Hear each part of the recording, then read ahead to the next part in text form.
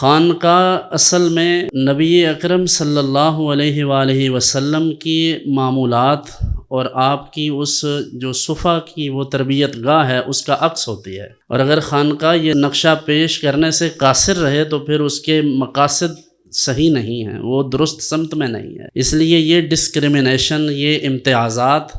یہ خانقاہ کو جچتے ہی نہیں۔ اگر دوست احباب یہاں آ کر بھی یہ حساب لگاتے رہیں کہ میرا جوتا بہت مہنگا ہے، میرے کپڑے بہت مہنگے ہیں، تو میرے خیال میں یہ ابھی اس راہ پر چلنے کے قابل ہی نہیں ہے۔ یہاں بھی جتنے بھی کام ہوتے تھے ان میں بھی میرے دوسرے برادران بھی، بڑے دونوں بھائی بھی، چھوٹے بھی، سب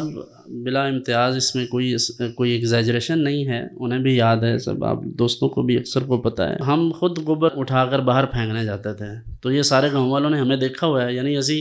لوگوں کے سامنے گویا چکتے رہے ہیں۔ تو یہ حضرت سرکار لاثانی رحمۃ اللہ علیہ کے مال ڈنگر کی خدمت کی سعادت ہمیں بھی میسر رہی ہے۔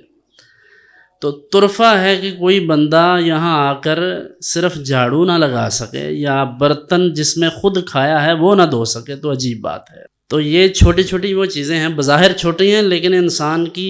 تعمیر شخصیت کے لیے یہ بڑی چیزیں ہیں۔ تو اگر یہ سب بھی نہ سیکھا جائے، آپ اندازہ کریں نا کہ جس خانقاہ پر یا جس انسٹیٹیوٹ پر ان چیزوں کا بھی لحاظ رکھا جاتا ہو، وہاں اس کی اجازت دی جا سکتی ہے کہ آپ کسی کا حق غصب کریں،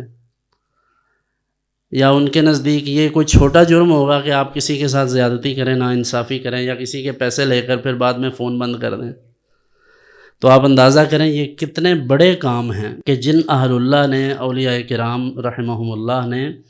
ان چھوٹی چھوٹی چیزوں پر اتنی توجہ دی ہے، ان کے نزدیک حقوق اللہ اور حقوق العباد کتنی اہمیت کے حامل ہیں۔ تو اس لیے دوست احباب کو ان چیزوں پر توجہ دینی چاہیے۔ آپ دیکھیں دوست ملتے ہیں، مل کر کہتے ہیں ہمارے لیے یہ دعا کر دیں، وہ دعا کر دیں، وہ تو میں آپ کے کہے بغیر بھی کر دیتا ہوں۔ جو میں آپ کو عرض کر رہا ہوں اگر آپ وہ کریں تو اس میں آپ کو زیادہ فائدہ ہے۔ بہت سے بندے ایسے ہیں جو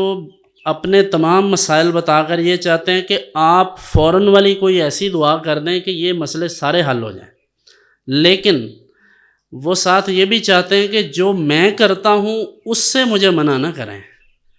یعنی میرے حرام حلال کا جو تمیز ہے وہ میں نہیں کر سکتا، میں حقداروں کو ان کے حق نہیں دے سکتا۔ اور کیسی تعجب کی بات ہے، ایک بندے نے مجھے بات بتلائی کہ اس کی والدہ نے اپنے بھائی سے حصہ مانگا، وراثت کا جو حصہ ہے شریعت نے جو دے رکھا ہے، تو وہ حصہ مانگا تو ان سے سفارتی تعلقات ہی ختم ہو گئے، سلام دعا ہی ختم ہو گئی۔ انہاں کیا تیرے نال مرن جی نہیں ختم ہو گیا ساڈا۔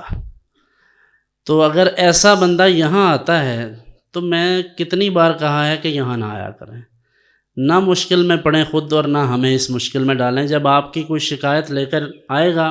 اور مجھے آ کر یہ کہے جی فلاں بندہ آپ کے پاس آتا ہے، اس نے اپنی بہن کو حصہ نہیں دیا، یا وہ اپنی بیٹی کو وراثت کا حصہ نہیں دیتا،